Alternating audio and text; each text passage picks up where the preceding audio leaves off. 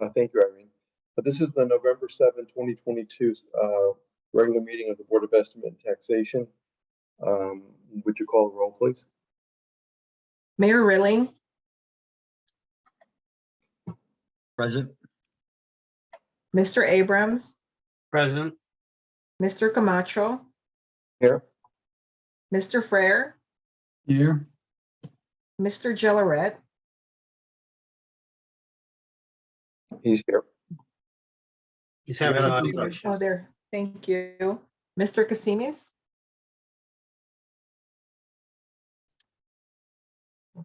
So, 2, 3, 4, 5. We have 5. We have a quorum. All right, great. All right, let's start with the approval of the minutes. Would someone like to move the item? I had one clarification on the minutes. All right, Jim, would you like to move the item so we can discuss and vote on it? So moved. Okay. I just had a clarification. It said on the first page in the 1, 2, 3, third paragraph down, it said halfway down into that paragraph, it said Mr. Frere said that the balance of the rainy day fund tells him that the city collected a surplus. It should read a surplus more than was actually needed from the taxpayers, and the rest is fine. I'm sorry, where are you again? This is on page 2. Page 2. The third paragraph starts with Mr. Dakowitz explained, and then we get down to the fourth line. Right after it said city collected, should read and a surplus more than was actually needed from the taxpayers, and the rest of it's fine.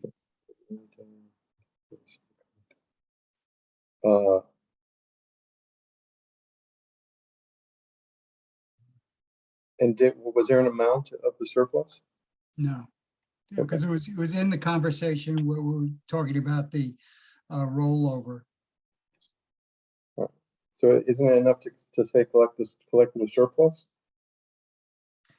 Says the fund tells, it said that Mr. Frere said that the balance in the rainy day fund tells him that the city collected a surplus more than was actually needed from the taxpayers.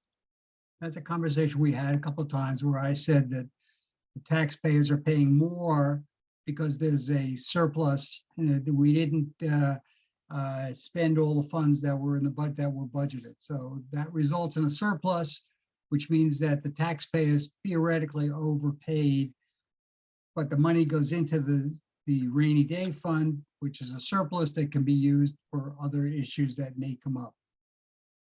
Okay. Okay. Is there anything else? Nope. Not from me anyway. All right.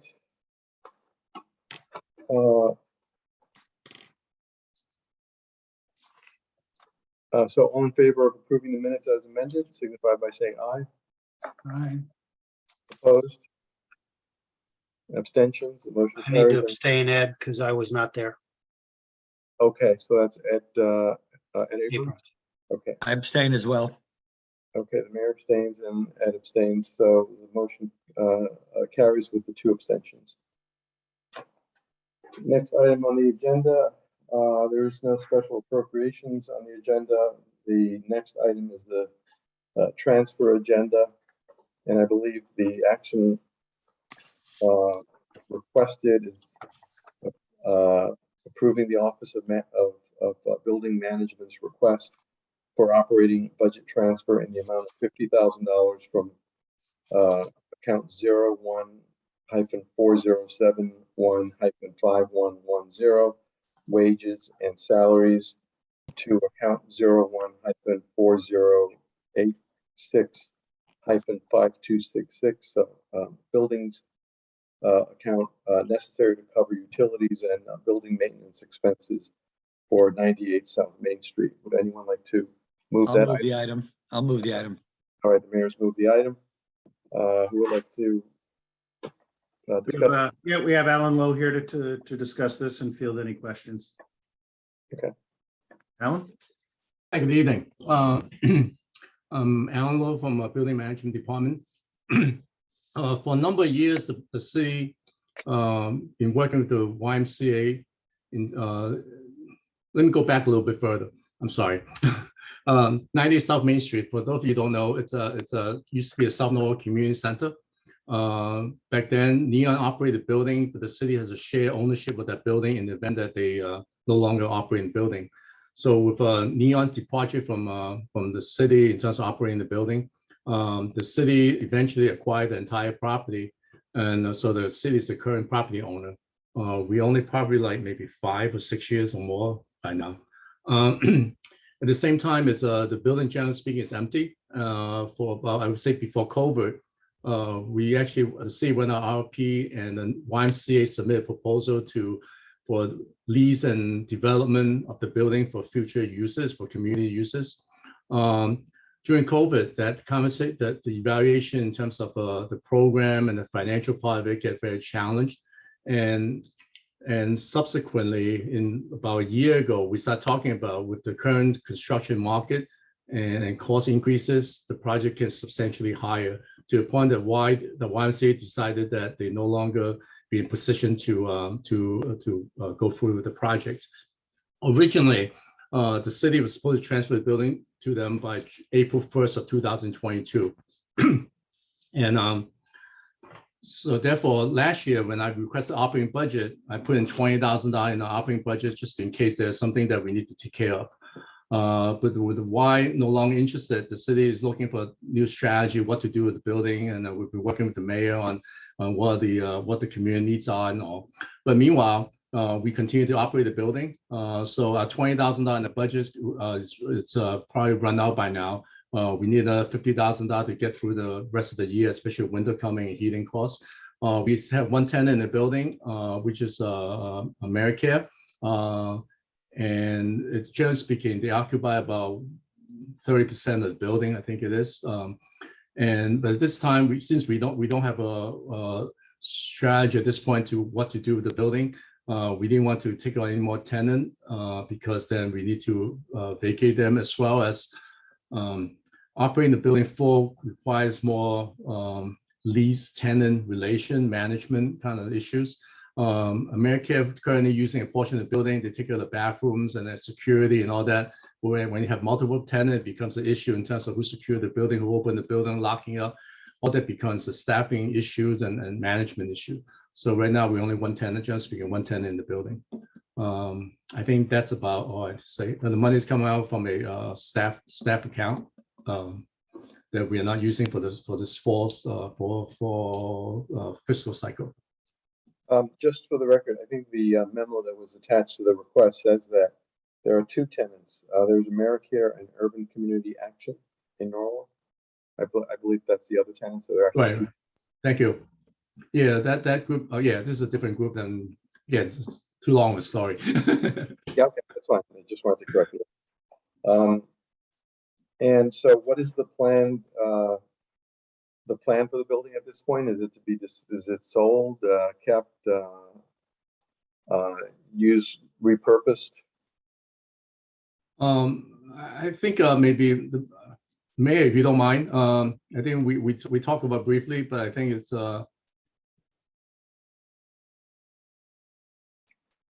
I think mayor is better positioned to go through what some of the thinking process is. I'm sorry, could you repeat the question, please? Yeah, the question was, what's the current plan for the building now that the YMCA has backed out?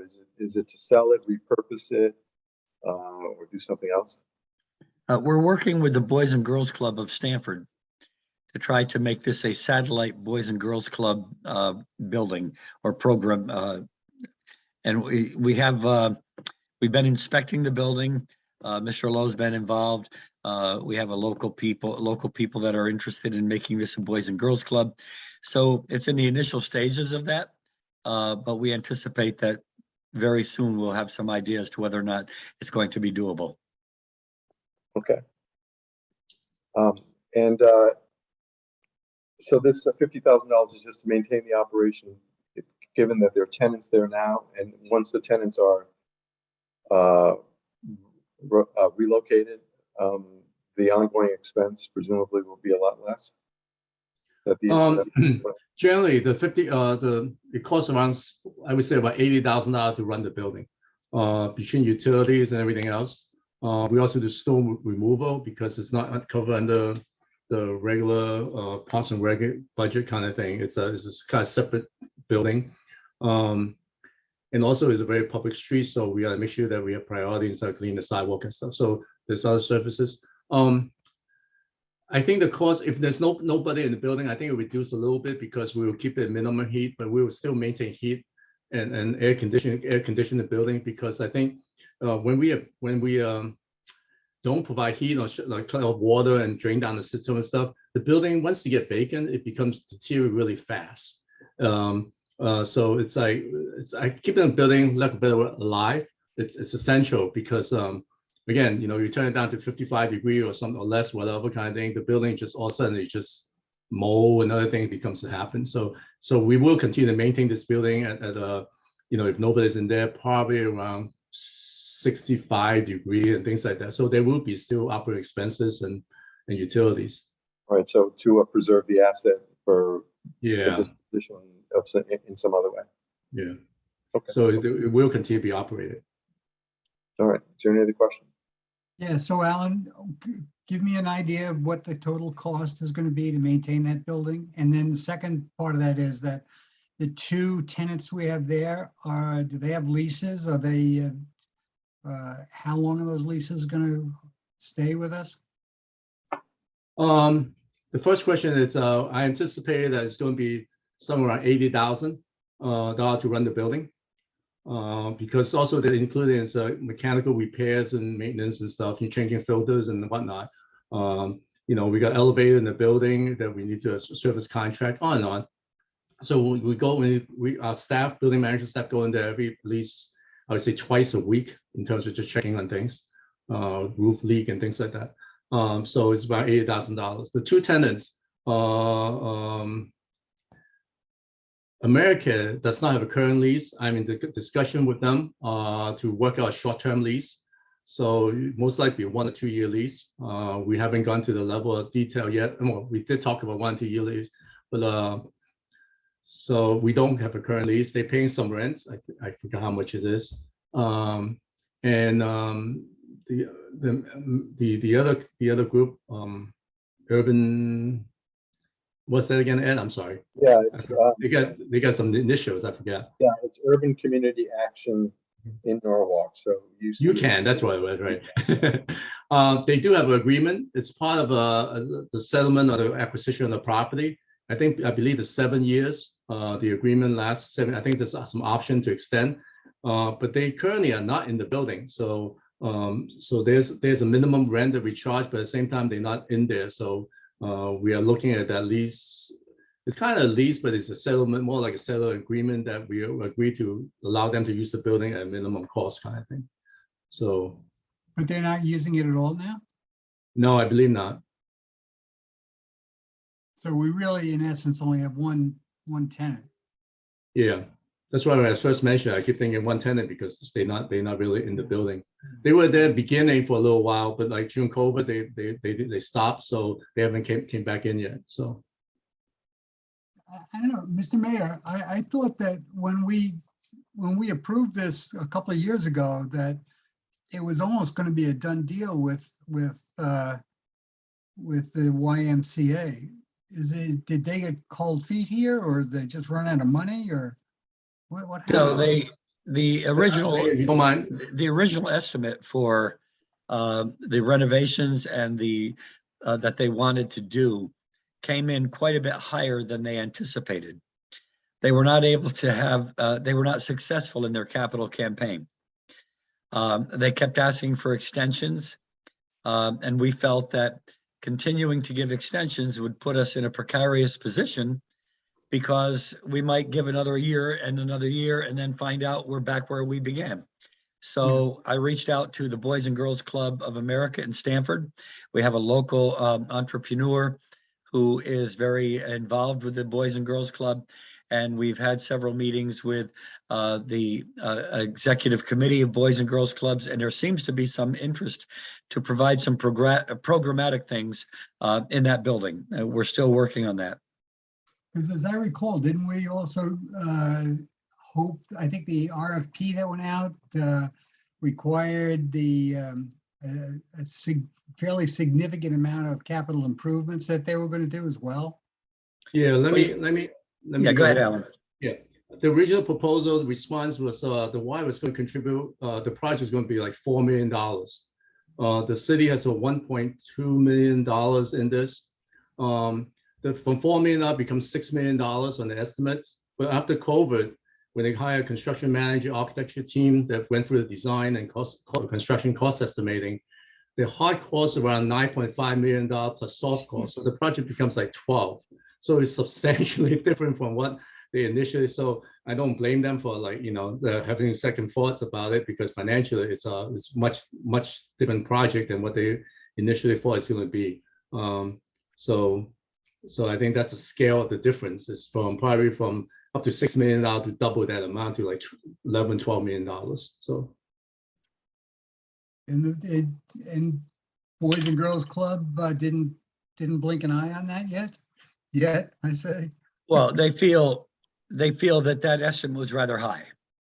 And we have a person who's a local developer who is going to cost out what they believe they need and figures they could probably come in significantly lower than what the YMCA had estimated. Yeah. Cross your fingers. And Yeah, then- the building is 20,000 square feet.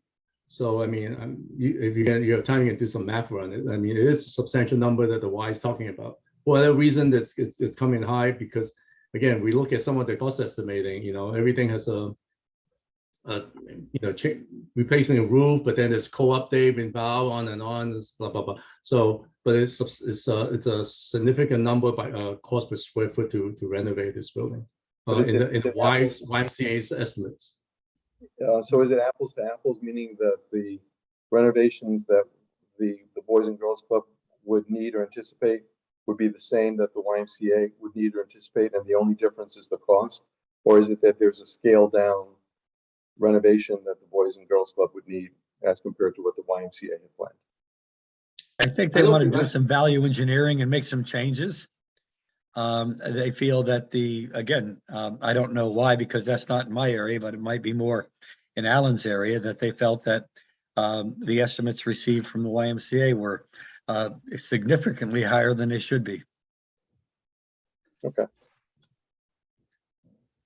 So there's still room for hope that we can get someone in there that can actually do all the work and hit the ground running once it's done. Yeah, the YMCA has spent like design, architectural design fees and also high-end construction managers. So they spend probably a couple $100,000 already, but so it's not like without trying.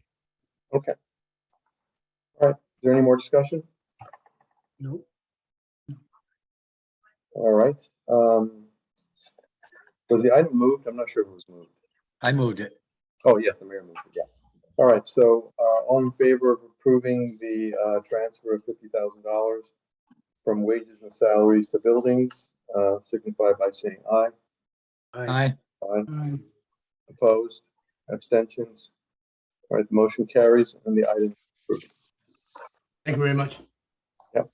Thank you, Alan. Good night, Alan. Next transfer is from the Health Department, and we have Deanna Demore and Carla Rodriguez on the line to discuss this and field any questions. Deanna? Thank you, Tom. Good evening, everyone. So we, for those who aren't familiar, we offer the WIC of Supplemental Food Program at the Health Department, which is a federally funded program, nutrition program that's available to low-income pregnant women and postpartum women, as well as infants and children up to the age of 5 years old. We actually subcontract to provide the service with Optimus Healthcare. So they get grant funding and a contract from the state health department. to cover WIC services from Bridgeport all the way through Stamford. And we subcontract with Optimus to provide those services in Norwalk. And so earlier on in the year, last year actually, one of our employees made a change in health insurance coverage that we weren't notified of.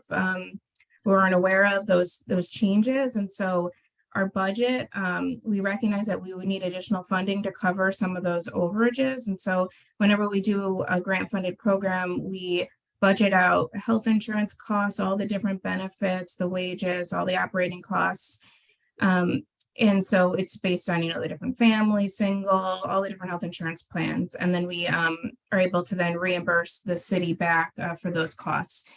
And so earlier in the year, we went to Tom and looked for his guidance on how to handle this in terms of the overages. We felt that we would have enough funding in our other accounts and able to, in order for us to handle this overage.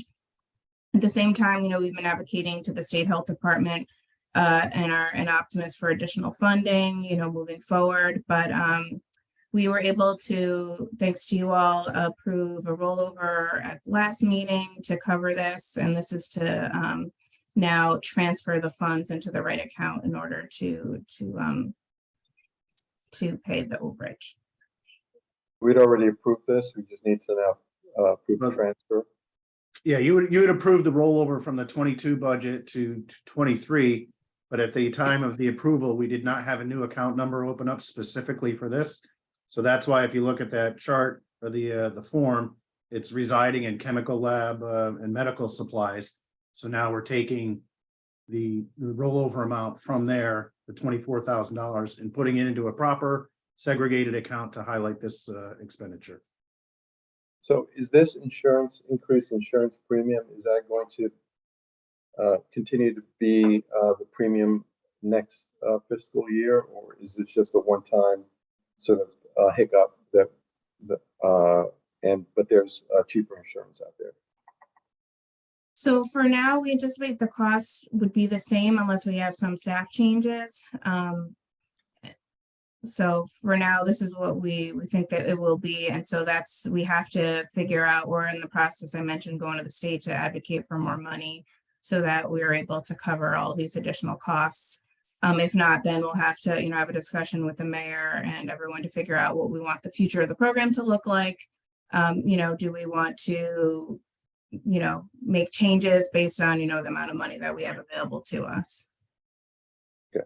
I thought you mentioned earlier that there was an employee that made changes to the insurance program, to the health insurance that was not anticipated. You had presumably budgeted a certain amount, but Correct. is that the issue, that basically the budgeted amount was much too low, or this person just got more expensive insurance than they could have gotten? I guess it's the issue, or at least it's the question. They made a change in the benefits so the type of plan that was more expensive, more Right. costly. Right. Ed, did we move this? Yeah, No, we didn't move it. So I was going to ask someone to move it. I'll move it. All I right, had another question. Deanna, how do you explain this to me again? Is this an employee? One of our employees went out and changed his insurance during the middle of the year? Carla, do you remember when they had made, sorry. No, so they had made these changes during enrollment. And during that point in time, we weren't alerted. We weren't given the heads up that was going to happen. So I did catch this midway. And once I did, it was when I brought it to Deanna's attention and to our clinical services director's attention as well. And that's when we began looking at what we could do to cover this year, and also send the same message over to the state as far as what they can do to assist us during this time. Okay, so it didn't, because to me, it didn't make any sense that they could change their insurance coverage during the course of the year. So it was during the open enrollment period. So That's correct. Tom, is there a policy that everybody in the city is aware when somebody changes those, they have another kid or they're married or something like that, and change their policy during the open enrollment period? And that would Um, automatically generate an increased premium.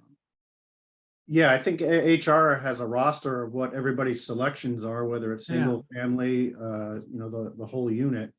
And we also have an insurance consultant who can provide us at any given time what that roster looks like. And right now, as we're going through the 24 planning process, we know what, we took a snapshot of the picture, we know what it looks like. And when they price this out, they take into account for, what the structure is, how many people have this plan, how many people have that plan, and they take into account how many vacancies we have and the likelihood that the vacancy will be filled with somebody who wants a full family plan. So there are, for lack of a better term, actuarial tables that Yeah. sort of give them guidance on how to price these things out. So this sounds more like something fell through the cracks during the budgeting period as opposed to somebody actually changing in the middle of the year, for example. Yes, that's what it's. Okay, I think, so this, and it will never happen again. if there's not any more, if there aren't any more questions, this item apparently we No. technically, or not technically, but theoretically have approved, and so the issue now is just approving the transfer. So unless there's any, there are any additional questions or any additional discussion, I'm prepared to move the item for a vote. So moved. It just All right, moved it. so it's been moved. All in favor of the transfer of 50? Is it 51,000? 24,000. No, sorry. it's the 24, 51 is the available amount, 24 is the amount to transfer. So it's $24,090.01 from the chemical lab medical supplies account to the insurance premium account. Signify by saying aye. Aye. Aye. Opposed? Aye. Abstentions? The motion carries and the transfer has been approved. So thank you. Thanks, guys. Paul. Thank you. Thank you. I love the 1 cent, by the way. Can't forget that. It'd be tough for them to come back and ask for a penny next week. Yeah. Next month. All right. Thank you. I think that's it with the transfer items, correct? That's correct. That's it. So we're down to financial reports, there being no other business. And we have, is there anyone here from Oak Hills? Yes, Yeah. we have Alan Dutton this evening. Oh, hi, Alan. Hello, Tom. Good evening. Good evening. The floor is yours if you want to give an overview or just start fielding questions, your choice. So I think hopefully you saw the financials for the first quarter. I won't go over them one by one, but after the first quarter, we are looking to be actually quite good on a revenue side. We're on revenue, we're $131,000 over budget. 981 actual compared to a budget of 849. Revenue area mainly in the golf revenue and the carts. So we continue to do well on the revenue side. So that's always a good sign. A lot of it's weather related, of course, but we haven't had nice weather. But the course is in really good shape, and we are getting a lot of people there. On the expense side, on the personnel side, we're actually $26,000 under budget, 258 compared to a budget of 284. So pretty good job considering during this COVID times, because getting people to work in the lower wage areas is not easy these days. Employee benefits slightly higher. Only $4,000. Looking at our admin expenses, we were over budget there by about $8,000. Mainly on the utility area, we did use a lot more utilities in the restaurant, believe it or not. Just working through the financials, the biggest expense that we had in the month on the maintenance side is water. $24,000 over budget. I think most of you can remember how dry this summer was. We were $24,000 over budget. 61 actual compared to a budget 36. We had to buy water from aquarium. We didn't have enough. And so overall, operational net income was $125,000 over. And net income before capital expenses was the same amount, the 125,221. We haven't spent too much on our capital so far. We're paying our bills to you guys, I'm pleased to say. So far, so good within the first 3 months. So I'll be happy to take any questions from gentlemen. I just one question on the balance sheet. I see that the receivables are up by about $21,000 year over year. Is there, can you give me a breakdown of what's in that $37,000 receivable balance? Yeah, funny you should say that. It does raise somewhat of an issue. We are having basically in the of the actual $37,000 that is in miscellaneous receivables on the balance sheet. We have $12,000 that is still owed to us by the licensee Smoking Aces for the fourth quarter of 2022. And then for the next quarter of the fiscal year now, the first quarter, we have estimated $14,000 that was due for, and this is for I think is July, August, and September, the first quarter. Now, our deal with the restaurant is that we get, according to the license, we get 10% of gross revenue of all the food and beverage, including the halfway house and the restaurant. We have not received what the revenue was for the first quarter of this fiscal year, and we're estimating at 14,000, which would mean 140,000 worth of revenue, which we think is low. And we're also, there's $5,000 there that estimated accrual for restaurant utilities. So we're at this moment in time owed about $31,000 from Dry Dock, which we have not. So that is currently in, that's what our miscellaneous receivables are. Alan, this is Troy. Do you hear me? Hi, Troy. How are you? Thank you. The course is in great shape, by the way. A couple of questions. I was having problems with my thing. A couple of questions. Why are not they are not paying? Did you mention that? No, we go to them, Mark. We approach them. I'm not sure if Joe is going to. He said, obviously we're not doing as well as we thought, etc., etc., etc.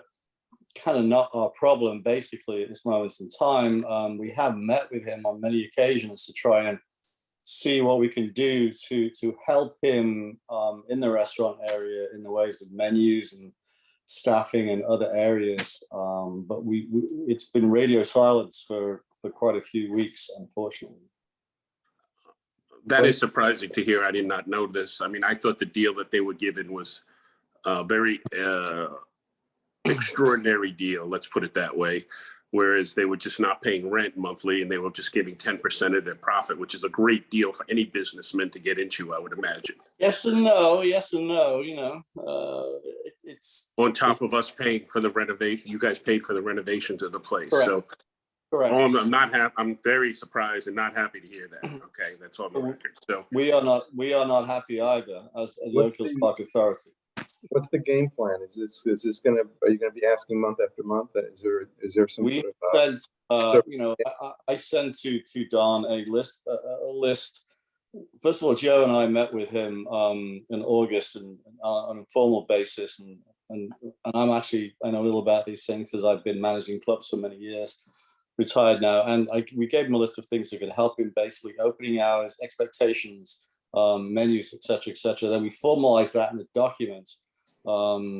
Basically, and I sent him that document on October the 8th, and I have not received anything back from him as of that date. but this is not a new This is not a new business. So this is, the dry dock is, they know how to run. He has an ongoing business. He has the restaurant. He also has the concession at Silver Mine Golf Yeah. Club. Yeah, so this is not a new, kind of a newbie to the game. So Nope. it concerns me that, that we're, that you begin your relationship like that with this restaurant.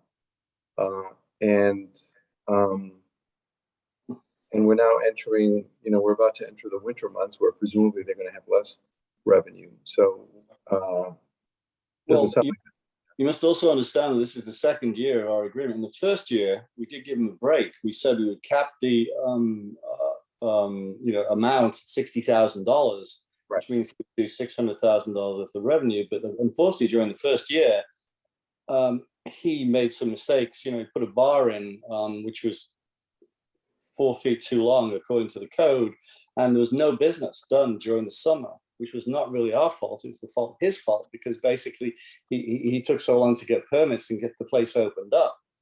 So we did give him a break the first year, but didn't really take advantage of it. it doesn't sound like this is. It doesn't sound like this is going to work out. I mean, it's not working out, but it doesn't sound like it's going to work out. It sounds right. Sounds like it's heading in the wrong direction, and it's Right. Well, the good news, according to the terms of the license, it's a license, not a lease, is that we have 3 months, and we can give 3 months notice under any circumstances, and 2 months would cause, whether or not non-payment of rent over non-payment of agreement during a certain period of time is cause. Obviously, we'll work with council on this, but. Well, Alan, I would work very quickly with trying to remedy this. And if you can't remedy it, I would take action, because this is the time to do it with this winter months coming. You want to get somebody that maybe knows what they're doing there with an RFP this time, which wasn't done the last time, which I was not happy about. 100%. A couple of other things. Let me just ask you a couple of them quickly. How many openings are on the Oak Hills Authority right now? We have 6 people filled, so I believe 3 more. So you have 3 openings. I believe so. Don't quote me, but I believe the 9 is the total on there, and we just recently added Richard Dellinger. I'm pleased to say so. There are now 6 of us. All right. Well, that's something the mayor, if you need help with trying to recommend some people, we know some very capable people that would be for that board. Send them forward. I have one appointment coming up on that board. So shortly there'll be 2 openings, but I apologize. There's nothing else to vote on, and I have to leave for another meeting. Okay. Thank you, Mayor. I will send that. We'll send that. Mayor. Alan, a couple of other things. Capital projects, any ideas right now you guys are looking to do? Yeah, we're not looking to do, but basically, we've completed, if you've noticed, we have a new fence that we just put up, completed about 2 weeks ago. I forget the hole, is it 12 or 13? The one that runs, down the main road. That was just completed. We are looking at the possibility of putting golf simulators. We did budget for it, to put a golf simulator. We put heating in the hut now, in the starter hut, and we're looking at the possibility. We put 40,000 in the budget to put 2 simulators in there. I'm looking probably just to put 1 in there at this moment in time. We're also looking at we have housing there, two places, one of which is taken up by the green superintendent assistant, but there is an opening. We put like $20,000 in the budget to improve that area so we can get rent for it. We figure we get $1,500 worth of rent, so we have to do the outside and some of the inside. We're looking at that as well. There are no major projects like, last year obviously we did the car pass, and that was $180,000 project, which we were able to do because we had such a fantastic, COVID year with the golf, did so well. So those are the main things I look at. We're not looking to spend a lot of money this year, I don't think. And are you looking at the unlimited again for this year, or are you still early stages? The unlimited program for golfers, unlimited. Are you looking to do the unlimited for the golfers this year? I'm not sure what that is. You pay 1 fee. You pay 1 fee. Residents pay 1 fee. Well, we did that. we did that. It went down from 65 people down to 55 people. In fact, the amount of rounds actually is down for usage for those type of people. And only year to date, I think we have 1,100 rounds of people who bought the passes compared to 2,100 from the year before. So that is actually down, which is okay because that frees up some spaces for people who want to come. That whereas the people that had the passes were grabbing all the recent early tea times. But I think I think it's good to do those because it does help us with cash flow in January. When we sell these, we bring extra like $200,000 at a good time of the year to help us with cash flow. And the last thing, at the GM, I remember that was a spot, right? A general manager. Is that still an open spot, or is that not still? It is, and there's negotiations at the moment about that. We believe, I was involved in that. I believe that we need to up the ante a little bit from what we were looking at. Originally when Don was hired, he was hired as the general manager, and we paid him $50,000. It was like the fox watching the hen house, but basically that position was somewhat eliminated, and now we do have some dollars in there, but I think we may need to raise that number a little bit because, if we keep on doing as well as we are, we can afford to do that. So I think if we raise the level up, and I'm not sure what that number is yet, that we'll be able to find someone. I don't think it's a full-time position. I think it's a part-time position, but I think there are people out there that could do that job and do it well. Well, in lieu of what you just told us about the restaurant not paying it, I think a general manager position needs to be filled, I think, to keep an eye on that. So thank you, Alan. Thank you for your work. My pleasure. And one other quick question on the restaurant then. Is there any way that they could publish when they're going to be open? It seems like everybody I talk to has no idea when the place is open or closed or what. Well, it's funny you should say that because the document I sent them, I said, I told them what the hours should be, not what they want to be. There are certain core hours we have to have that place open. Obviously, you talk about the halfway house, then you talk about the restaurant. And Mondays, no, because that's when we have golf outings. But Tuesday through Sunday, lunch hours and afternoon hours and dinner hours. And during the period of the time from the middle of April to the middle of October, you should be open, et cetera, et cetera. And this is part of the agreement, but we have not heard back as yet. So yes.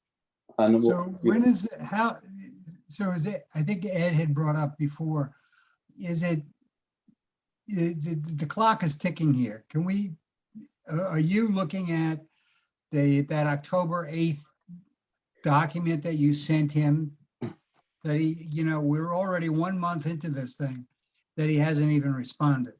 So you said two months to give him 3 months without cause. 3 months otherwise. Can we go back to him and say, hey, you're 1 month away from getting kicked out of here? Obviously, we take advice. Or let me put it another way. Would that spur him into any kind of action? I think Joe, chairman of the authority, is in the process, based upon not hearing from him from a month, in sending him, whether it's a final letter, whether it's whatever it is. Obviously, from an operational point of view, a new year would be a great time to look to make any changes, Jim. But it's definitely high on our agenda. Do we have any idea, Alan, if the same thing's going on with the Silvermine Golf Club, or if he's playing games just with Oak Hills? Anecdotally, obviously, one of our new members of the authority is friendly with governance at Silvermine, and has indicated they may not be as happy as they may have been in the past, but that's only anecdotally, of course. I just don't know the way the business works. Is there any legitimate way to call them and asking if they're having the same issues? In one way, I don't care what's going on with my neighbor, but it's nice to know if this is a pervasive issue or if he's trying to take advantage of the Oak Hills Authority. And I heard Ed, let me just comment, Ed, too. I heard exactly the same thing Alan heard from somebody different, that they were very disappointed in the performance at Silvermine. I understand it, but I'd rather have a direct answer that he's not paying them either. No, I can find it out too. It just adds fuel to the fire and ammunition for taking action, Alan. That's all I'm thinking. Yep. So, but it's a top priority, Alan, that's the, 100%. Yeah, Because no, it'll and, affect golf rounds. It'll affect all the other things we know. yeah, I can assure you that if whatever happens is that the process will be a little different than the last process, that we will develop a very strong RFP, we'll interview candidates and, you know, go through a proper vetting process to make sure that we get the right person or entity there. So Alan, you've been in this industry for quite a number of years. We were told the last time we went through this whole thing that there were very few people that were interested and wanted to get involved in running the restaurant. Do you still think that that's an issue? I don't believe that that's true. Obviously, you know, when you talk about COVID, you know, everybody in the hospitality industry got decimated, but it's coming back a little bit. I mean, there are opportunities at Oak Hills. I mean, I could run it and make money out there because it's not just the, you know, in our industry, you make money in two areas. You actually lose money in the restaurant on food. You make money at the bar, and they have a beautiful bar there, a really nice bar. And you make money on private events. Okay, now during the winter months, you have a great opportunity to use that space for private events. We're also doing a lot of golf outings now. We're doing more golf outings than we've ever done, but I don't think that, you know, Don really went after those people. And, you know, and also you have to look at pricing. I mean, basically, when you do a golf outing, you can have a not-for-profit, you know, golf outing, but you can also go up to Merit 7 and get some people in from there that don't want to pay for a Weber and would like to come to Oak Hills. And you could do a nice, really nice food and beverage area from them. You could serve breakfast, perhaps. Wouldn't that be fun? You know, to get some breakfast people in there. And just, you know, nighttime, the food was really good there when it first opened, but there's no trade there at the moment. So I think, you know, the place outside looks really attractive. And we spent a lot of, you know, we did put a lot into it as well. So I agree, Jim. I think it's an attractive place. may I ask you a question? Is there, I assume there's a certificate of occupancy for the place? Yes, yeah. But We have our CF, we got all our permits. We the got bar our, is you know, 4 feet longer than zoning allows, so how did that? no, we got around that. We work with Bill Island basically, and the issue came down to an ADA space, and we actually put an ADA space in there. We added bar space. We are completely within code according to the city of Norwalk and also the health. So we're good to go. We're all good. We have our C of O. It took a year, but we have our C of O. Yeah. So Ed, maybe we could have our holiday party there. That sounds great. We'll be the only 5 people there, apparently. Yeah. We may need to cheat. Or it may not be open. I have the keys, I Jim. know. All right, anything else? No, thank you. All right, thank you, Alan, for that. Good luck, Alan. No problem. Thank you. Okay, bye. Bye. Bye. Thanks, Alan. Is there anything else, year-to-date capital or operating budget reports, anything that stands out that you'd like to talk about, or can we table that and talk about that some other time? Yeah, no, nothing major on either fronts. Still fairly early in the year and running on target on most line items. I just wanted to share that over the last 2 weeks, we got all of the fiscal 24 operating and capital budget requests out to all the various departments. So they are pulling together all of their data and information as we speak. So we give them about 2 weeks to get all that together. And then in December, we start with our one-on-one meetings on the operating side. So Henry and I will meet with each individual department to vet their requests and challenge them on things that we see a significant variances over the previous year and eventually come up with what we call the CFO/mayor recommended budget. And then we will go through a similar process on the capital side in January. So that's we're sort of just kick that process off right now. I'm fielding lots of questions from the departments, but so far so good. Anything else? Motion right. to adjourn. Motion to adjourn, all in favor? Have The meeting's adjourned. Thank you all. a great night, guys. Yeah, thank you. The election day. Yeah.